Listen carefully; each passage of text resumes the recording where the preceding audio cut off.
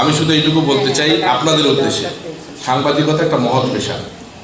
একজন রাজনীতিবিদ যেটা করতে পারে না অনেক সময়, সাংবাদিকতা একটা কলমের খোঁচায় কিন্তু সেটা অনেক ব্যাপক বিষয় হয়। তবে সাংবাদিকতার মাথায় রাখতে হবে এমন কোনো কিছু লেখা যাবে না যার মাধ্যমে জাতি এবং সর্বোপরি দেশ ক্ষতিগ্রস্ত হয়, সমাজ ক্ষতিগ্রস্ত হয়।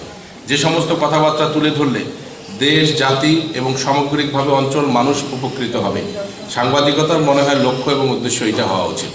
আমাদের প্রেস ক্লাব এখানে 2টা আছে, সেটা 2টার জায়গায় আমি দিয়েছি। 2টার মধ্যে একটার ভবন হয়েছে, একটার ভবন হয়নি।